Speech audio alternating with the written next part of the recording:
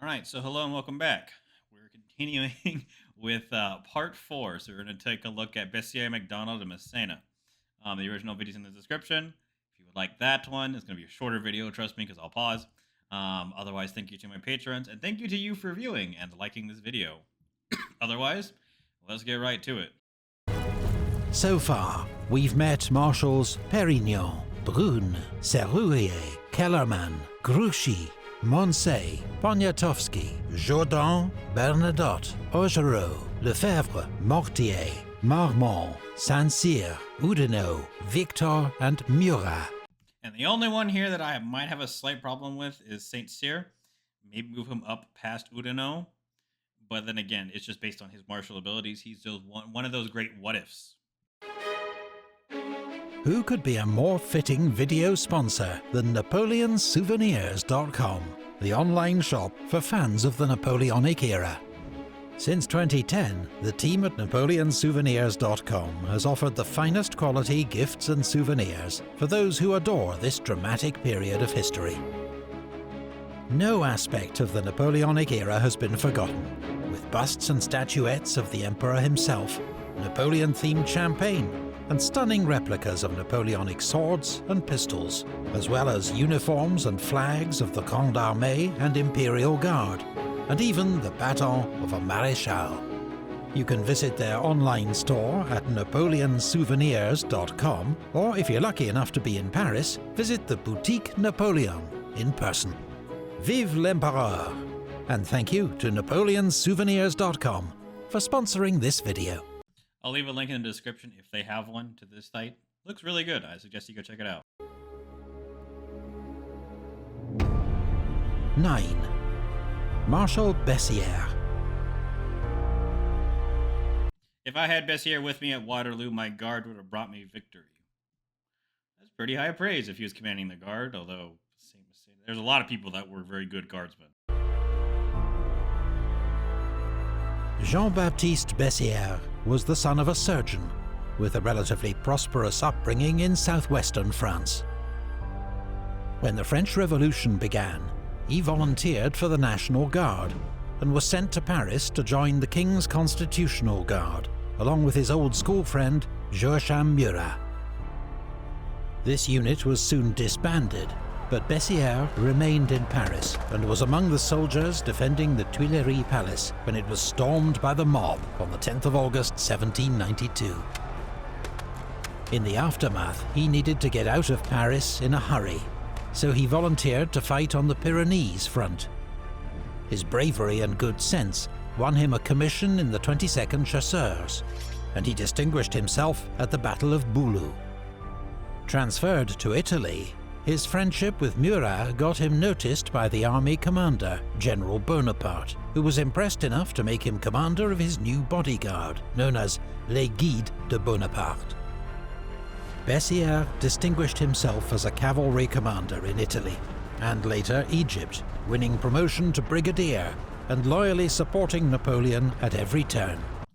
That is a good thing. A lot of these guys came up in Egypt, or at least some of them came up in Egypt. And we never actually went over anything that happened in Egypt. Really, what I know most of is the Rosetta Stone and Napoleon abandoned his army in Egypt, more or less. But the new Epic History Series TV, I think, is going to go forward, and we can check those out later. So. He became one of the few men that Napoleon regarded as a true friend.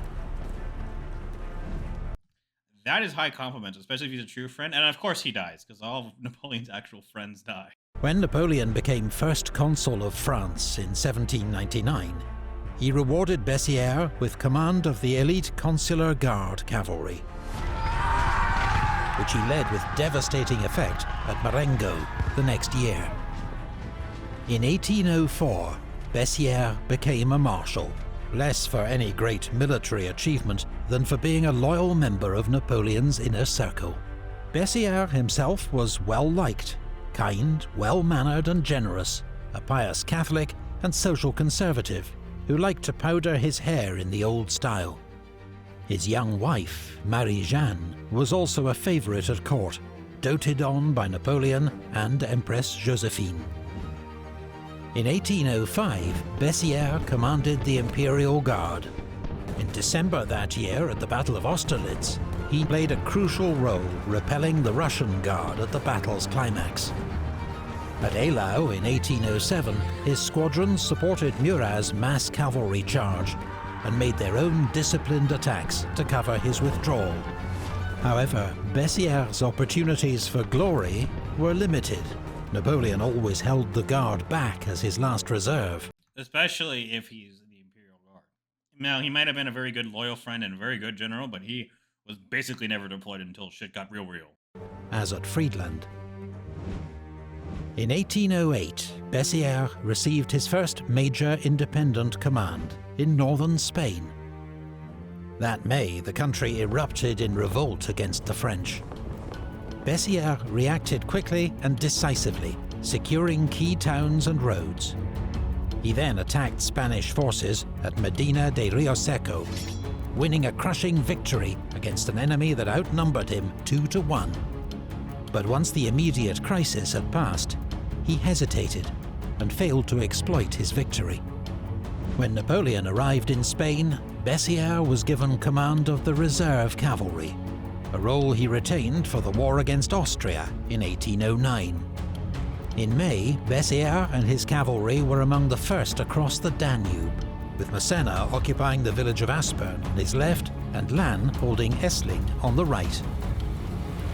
When the Austrian commander, Archduke Charles, launched a massive and unexpected counterattack, Bessieres, outnumbered 4-1, made a series of desperate charges, helping to save the army from disaster. It came at a high cost.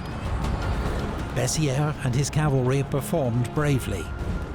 But that night, a long-running feud with Marshal Lannes nearly came to blows when Lannes accused Bessieres of hanging back. The matter went no further, as Lannes was fatally wounded the next day. My boy Lance.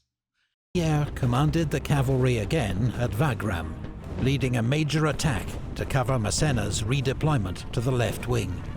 As the charge began, a cannonball killed Bessieres' horse and injured his leg.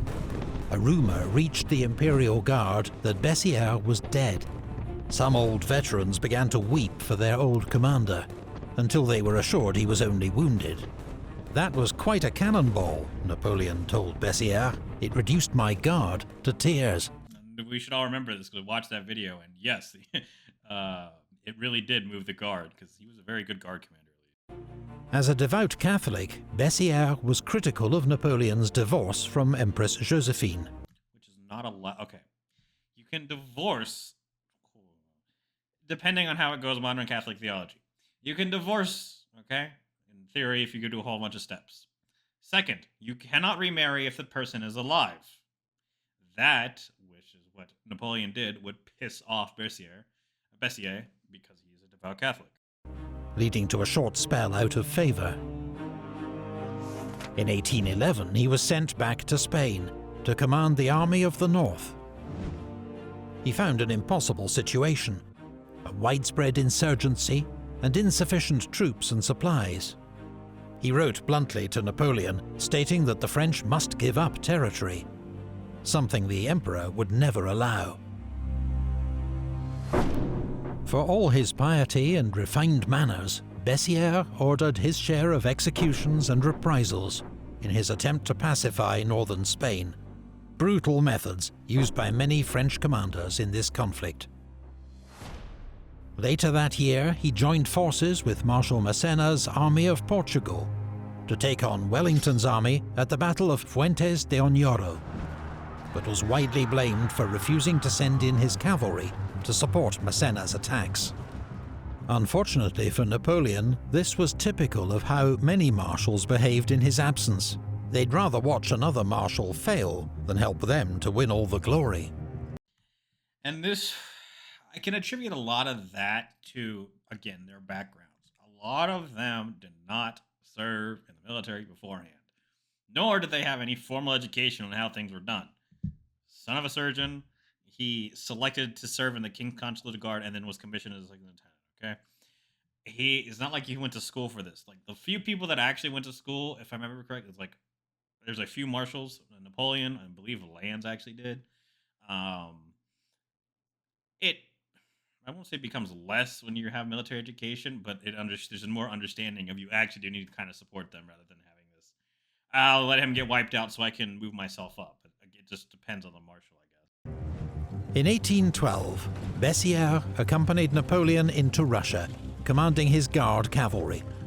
Since the Guard was kept in reserve, he saw little action until the retreat, when he led the advance guard, clearing a path for the survivors. The disaster in Russia left Bessieres severely demoralized, but he was resolved to do his duty, now serving once more as Napoleon's cavalry commander in Marshal Murat's absence. On the 1st of May 1813, Bessieres was scouting enemy positions before the Battle of Lützen, when a cannonball hit him in the chest, killing him instantly. His death robbed Napoleon of a dependable commander and one of his last remaining friends. He literally was one of the last. I think he might have been his last. The only one I can otherwise see would be Berthier. But yeah, Lannes is dead. He's dead. It is surely a great loss for you and your children, Napoleon wrote to his widow, but an even greater one for me. 8. Marshal Macdonald. I kind of agree with ranking him at 9 and Macdonald at 8. It might not be, well, let's see how he does for his marshal, but he also becomes very important for the reforms of the French later, and he is a very, very high-ranking dude after the Napoleonic Wars, because he doesn't support Napoleon in the 100 Days campaign. I think he goes later to be on Minister of War, and then even higher, something like that, in the 1830s. Good and brave, but unlucky. Jacques Macdonald's father was a Scotsman who'd supported Bonnie Prince Charlie's bid to seize the British throne in 1745. After this ended in defeat at Culloden, the family fled to France. Inspired by tales of the Trojan War, Macdonald chose a military life and became a lieutenant in Dillon's Irish Regiment, a French unit made up mostly of Irish émigrés. In the Revolutionary Wars, he won a reputation as a hard-working, intelligent and brave officer, and served as aide-de-camp to General Dumouriez, commanding the Army of the North. He distinguished himself in that general's famous victory at Jemappes, paving the way for rapid promotion from lieutenant to general in just 2 years. He led his division well during which is insane, but we'll keep going. Campaigns in Holland and Germany, and formed a close bond with one of France's most successful commanders of this period, General Moreau. In 1798, he was sent to Rome as governor, and later commanded the army of Naples.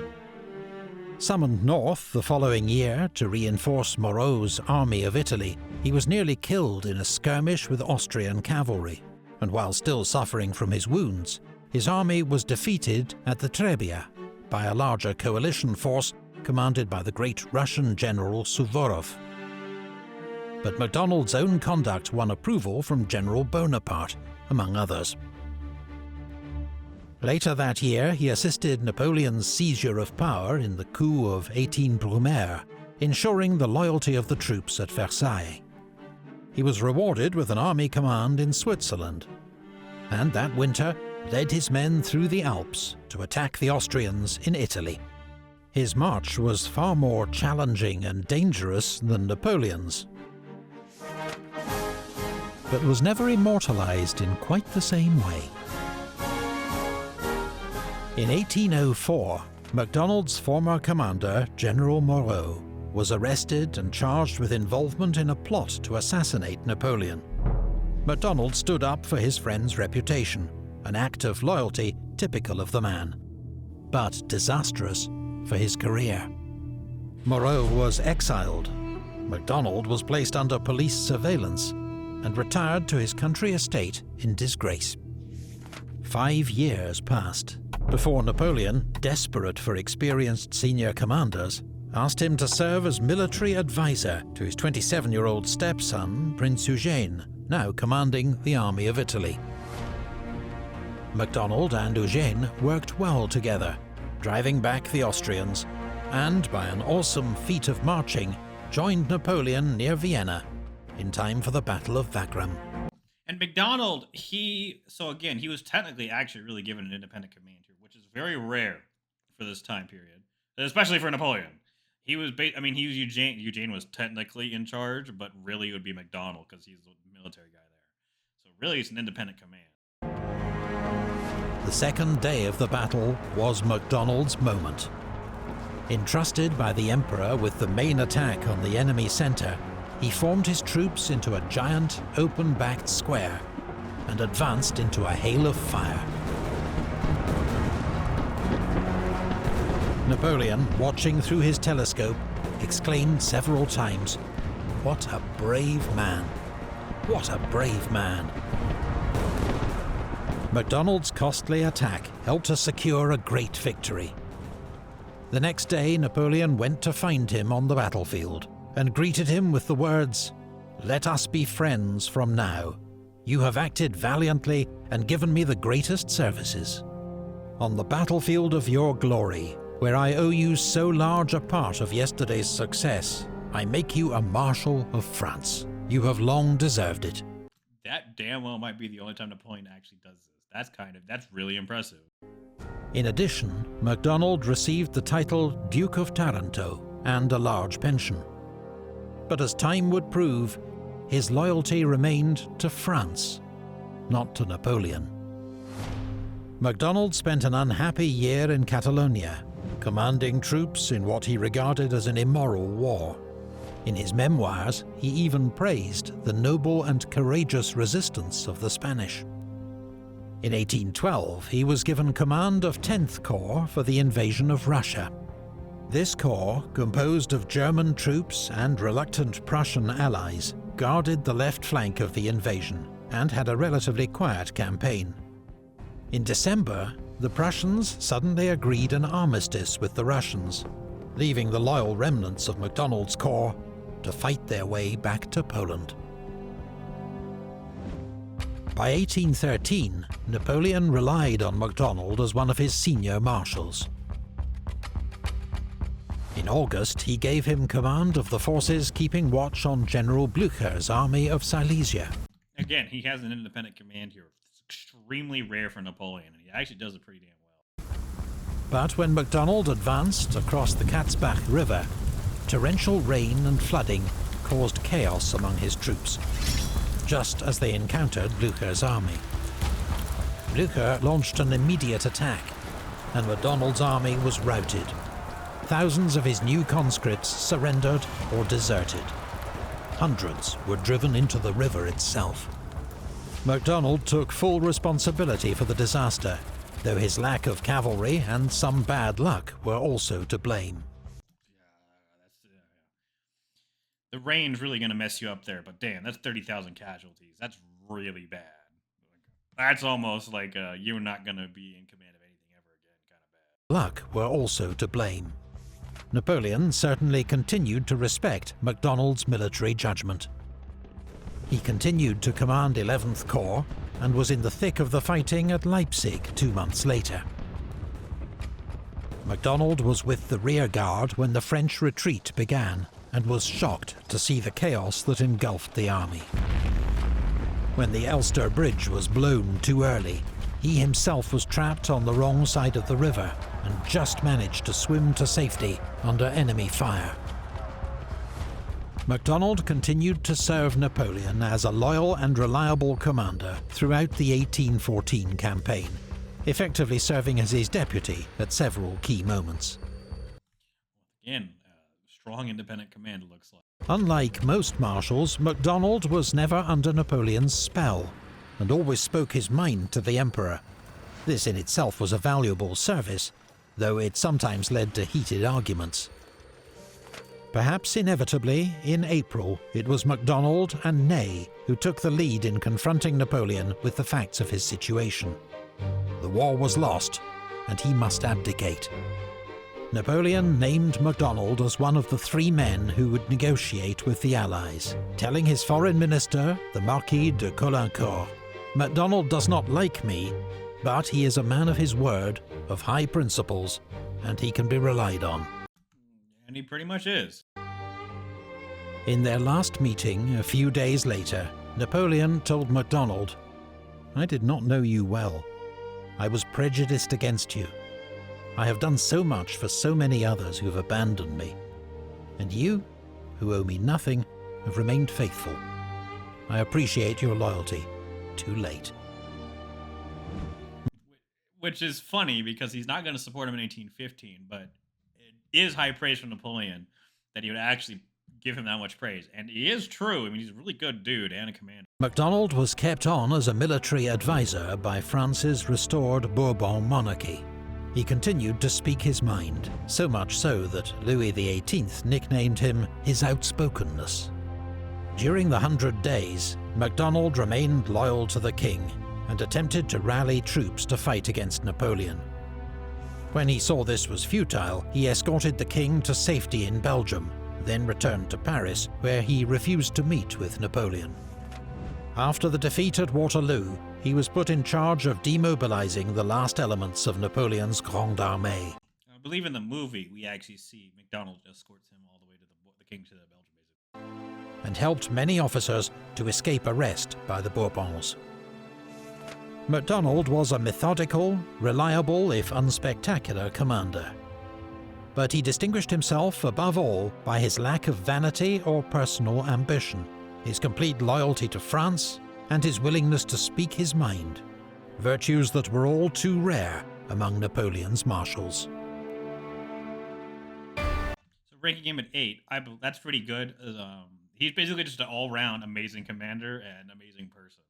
At 8, or at least a reliable one. And now we're getting to Marshal Massena. Oh man, the man failed. 7. Marshal Massena.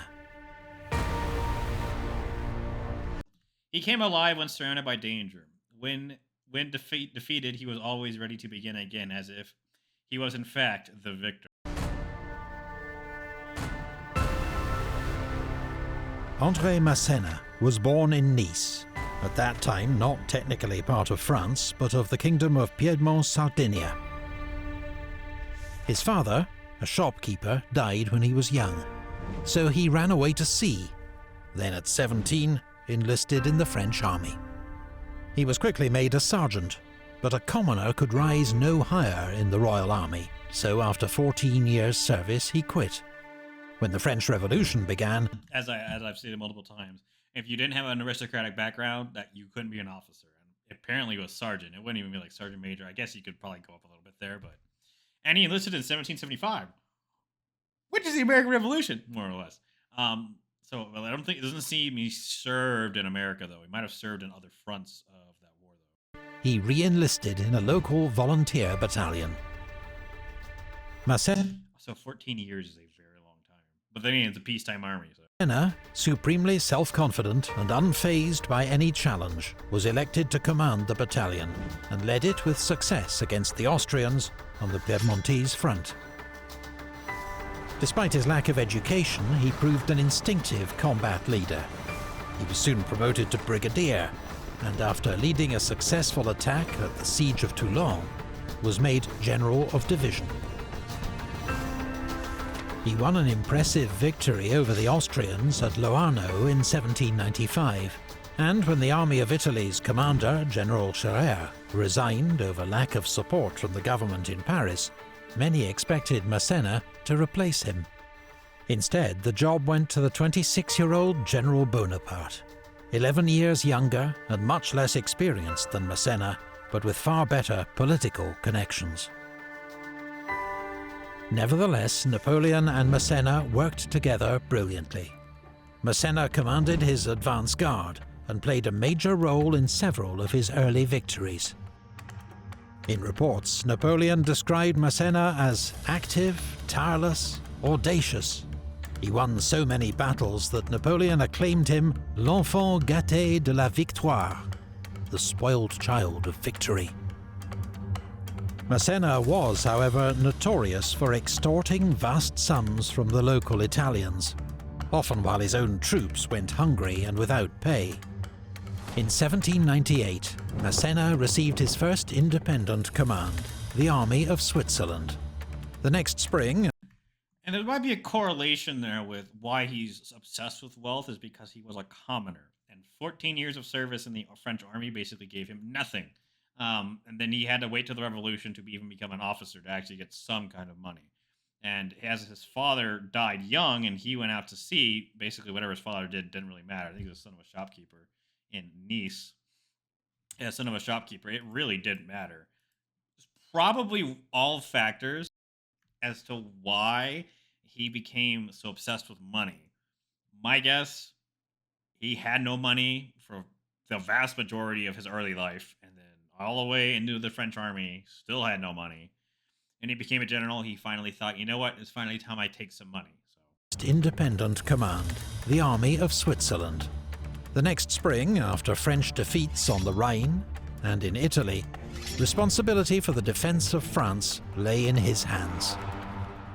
Rather than wait to be encircled, he attacked and won a brilliant victory over Austrian and Russian forces at the Battle of Zurich. Rewarded with command of the Army of Italy, Massena led a heroic defense of Genoa in 1800. He was eventually starved into surrender, but his stubborn defense bought Napoleon enough time to cross the Alps and defeat the Austrians at Marengo.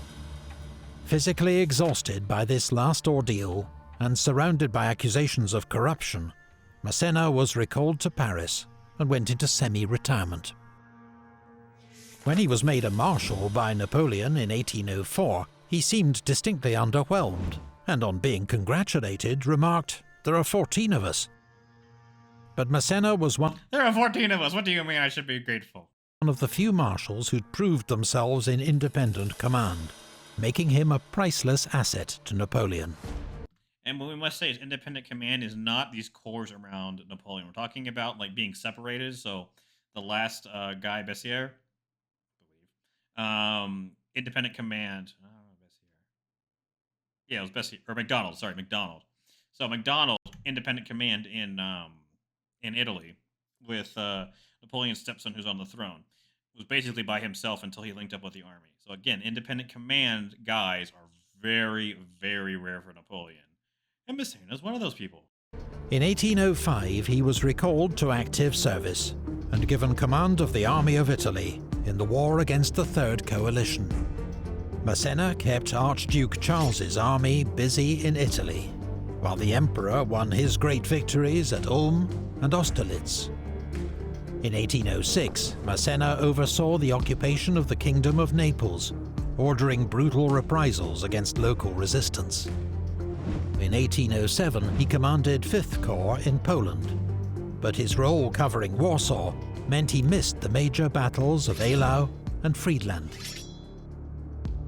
Later that year, while out hunting with the Emperor and his entourage at Fontainebleau, he was accidentally shot in the face and lost the use of an eye. Napoleon, a notoriously bad shot, was to blame, but wow. The loyal Marshal Berthier claimed responsibility. The war against Austria in 1809 One-eyed and basically one-eyed now. saw Massena back near his best. His corps formed the vanguard for the crossing of the Danube and fought ferociously to hold the village of Aspern against an overwhelming Austrian onslaught. Massena was everywhere, displaying his usual coolness under fire, and when ordered to retreat, ensured his troops pulled back across the river in good order. The battle was a defeat, but Massena had been superb. Together, he and the Emperor oversaw preparations for the next attempt to cross the Danube 6 weeks later. The Austrians were waiting for them at the Battle of Wagram. Because of a riding accident a few days earlier, Massena had to command his corps from a carriage. Some would say a battle carriage. He made a fine target for Austrian gunners, but was still able to organise a complex redeployment of his corps at the height of the battle, covered by Marshal Bessieres' cavalry charge. Massena's bold manoeuvre secured the French left flank and won further praise from Napoleon. Massena, already ennobled as the Duke of Rivoli, received a new title, Prince of Essling, and another less welcome reward, command of French forces for the invasion of Portugal. Massena was deeply reluctant to go and complained bitterly about his appointment. He was showing clear signs of exhaustion and was plagued by rheumatism and bad lungs. When he arrived in Spain, General Foy observed, "He's only 52, but he looks more than 60. He's lost weight and has begun to stoop. His glance, since the accident in which he lost an eye, has lost its keenness."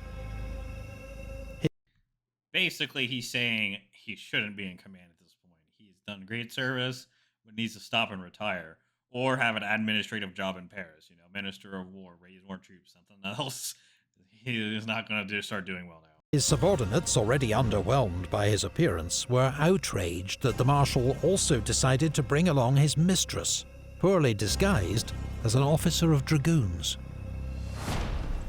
The French invasion of Portugal proved a disaster, undone by Wellington's scorched earth tactics, a hostile population and terrain, and Massena's own lethargic leadership.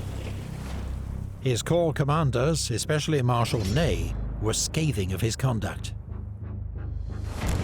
At Busaco, Massena squandered lives with an unnecessary frontal attack on a strong British position. When he reached Lisbon, he found the city protected by new fortifications, the impregnable lines of Torres Vedras.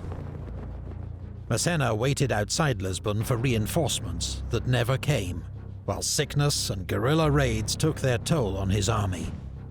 5 months later, he recrossed the mountains back into Spain, leaving a string of devastated villages behind him. The next summer, at Fuentes de Oñoro, Massena attacked Wellington's army once more, and despite much hard fighting, again failed to win a clear victory. He blamed Marshal Bessieres for his lack of support. But the Emperor's patience was at an end. He sent Marshal Marmont to replace Massena, and when they next met, greeted him with the cutting words, "So, Prince of Essling, you are no longer Massena." Massena's health was now in steep decline. He never held a major command again, though he was recalled in 1813 to supervise a military district in southern France. He died after a long illness in 1817. In his prime, Massena was a superb commander, incisive and dangerous, but he was past his best by the time he became a marshal. Nevertheless, there were enough sparks of his old brilliance to worry his adversaries. The Duke of Wellington once remarked, "When Massena was opposed to me in the field, I never slept comfortably."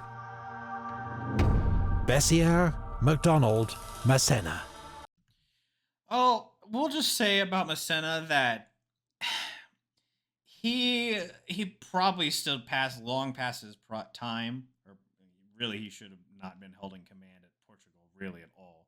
But at Wagram and Aspen, he was still really good on his job, but he was done by Portugal.